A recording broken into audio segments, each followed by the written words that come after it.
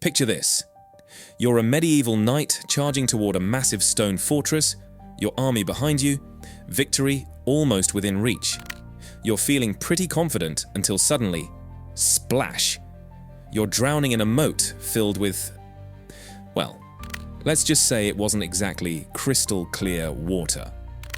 Welcome to medieval home security, where the doormat didn't say welcome. It said, prepare to die horribly. Today, we're diving into the ingenious, brutal, and sometimes downright ridiculous ways medieval castles turned would-be conquerors into very sorry, very dead trespassers. Before we get to the fun stabby bits, let's talk about the first line of defense. Pure psychological warfare.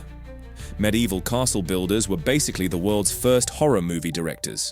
These fortresses weren't just built to be functional. They were designed to make you wet your chainmail, just looking at them. Massive walls that seemed to scrape the clouds, towers that loomed like stone giants, and gates that looked like the mouth of some ancient beast ready to swallow you whole. The message was clear. Turn around now, or become a cautionary tale. But let's say you're either very brave or very stupid and decide to press on. First obstacle, the moat. Now, forget what Disney taught you about charming water features. Medieval moats were basically medieval sewage systems mixed with a healthy dose of nope. These weren't just filled with water. We're talking about a toxic soup of human waste, rotting food, dead animals, and whatever else the castle residents felt like dumping. Some castles even diverted actual rivers through their waste systems.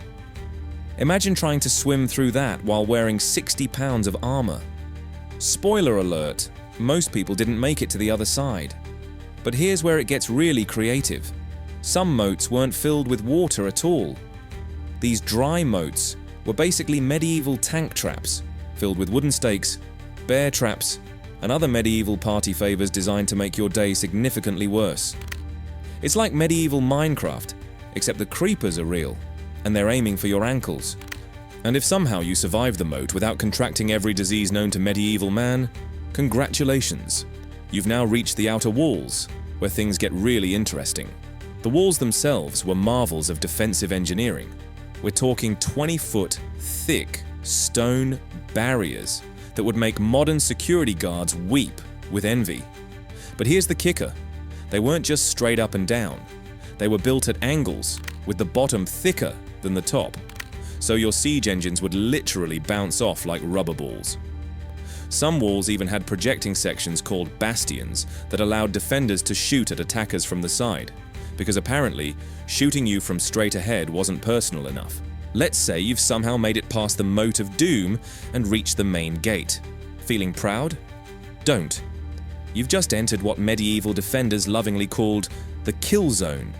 See those innocent-looking holes in the ceiling above the gate? Those aren't for ventilation. Those are murder holes. And yes, that's their actual historical name. Because medieval people didn't believe in sugarcoating things. Through these delightful openings, defenders would rain down a buffet of death. Boiling oil, molten lead, rocks, arrows, and occasionally just really, really hot water. Because sometimes simple is best. But wait, there's more. See those narrow slits in the walls that look like someone made a mistake with their masonry? Those are arrow loops, designed so archers could shoot out while remaining almost completely protected. It's like having a medieval sniper's nest, except instead of a scope, you get a crossbow and a really bad attitude. The genius part: these loops were wider on the inside than outside, giving defenders a wide field of fire while presenting attackers with a target about as wide as a pencil. Try hitting that while dodging boiling oil and running for your life. Somehow, miraculously, you've made it to the actual gate. Time to break it down, right? Wrong. Medieval gates weren't just doors. They were elaborate death traps disguised as entrances. First, there's the portcullis, basically a giant metal cheese grater that could drop down faster than your hopes of survival. But here's the really nasty part. Many castles had 2 or even 3 portcullises, creating what we now call a killing ground. Picture this nightmare scenario. You charge through the first gate, feeling victorious, only to hear that distinctive slam as the portcullis drops behind you. Now you're trapped in a narrow stone corridor with nowhere to run, while defenders above you treat you like fish in a barrel. A very small, very deadly barrel. Some castles took this concept even further with what's called a bent entrance. Instead of going straight through, the path would zigzag, forcing attackers to slow down and exposing them to fire from multiple angles. It's like a medieval maze, except instead of finding cheese at the end, you find arrows in uncomfortable places. But let's say you're the medieval equivalent of John McClane, and somehow you've breached the outer defenses. Don't celebrate yet, you've only reached the outer bailey. Now you get to do it all over again. Many castles used what's called concentric defense. Basically, it's castles all the way down. Each ring of walls was higher than the last, creating overlapping fields of fire and multiple fallback positions. It's like those Russian nesting dolls, except each doll is trying to kill you. The ultimate goal was always the keep, the massive central tower that served as the castle's final refuge. These weren't just tall buildings. They were vertical fortresses designed to withstand months of siege. The entrances to keeps were typically on the second or third floor, accessible only by removable stairs or drawbridges. So even if you somehow fought your way through everything else, you'd still need to figure out how to scale a smooth stone wall while people above you helpfully dropped large rocks on your head. Medieval defenders didn't just rely on brute force. They were masters of psychological warfare and dirty tricks that would make modern pranksters proud. Some castles had fake walls that would collapse when attackers tried to scale them, dropping invaders into pits filled with spikes. Others had hidden passages that allowed defenders to appear behind enemy lines like medieval ninjas. One particularly nasty trick involved heating up sand and pouring it through murder holes. Unlike boiling oil, hot sand would get inside armor and stay there, essentially turning attackers into human popcorn makers. And because sand gets everywhere, and I mean everywhere, this was basically medieval pocket sand taken to its logical, terrifying conclusion.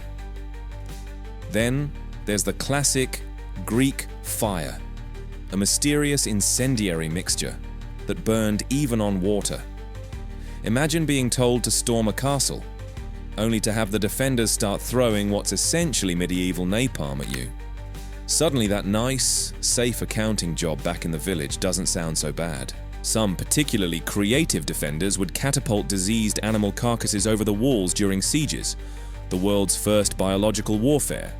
It's like medieval food delivery, except the only thing on the menu is the plague. And let's not forget the classic fake surrender tactic, where defenders would pretend to give up, lower the drawbridge, and then unleash hell when attackers got close enough. It's the medieval equivalent of psych, except instead of hurt feelings, you get actual hurt everything.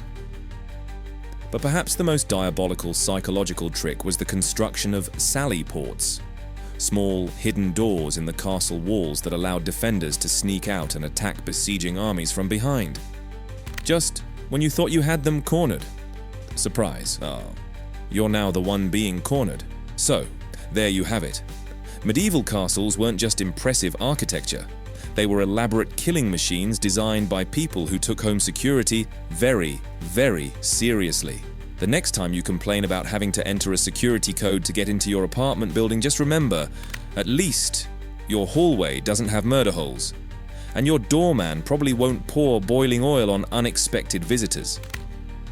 These fortifications were so effective that some of them were never successfully captured by force, standing as monuments to medieval engineering and mankind's endless creativity in finding new ways to make other people very, very sorry they knocked on the door. The beauty of medieval castle defense wasn't just in any single feature, it was in how everything worked together. The moats slowed you down for the archers, the walls funneled you toward the murder holes, and every step of the way, Psychological pressure mounted until even the bravest knights were questioning their life choices. And here's the really wild part. Many of these defensive innovations are still used today in modern military architecture. Those concentric defense principles, they're the foundation of modern base security. Those angled walls, still deflecting projectiles centuries later. What do you think? Would you have been brave enough to storm a medieval castle, or would you have taken one look at that moat and decided that maybe conquering was overrated? Let me know in the comments below, and don't forget to subscribe for more historical deep dives that might just save your life in case of time travel accidents.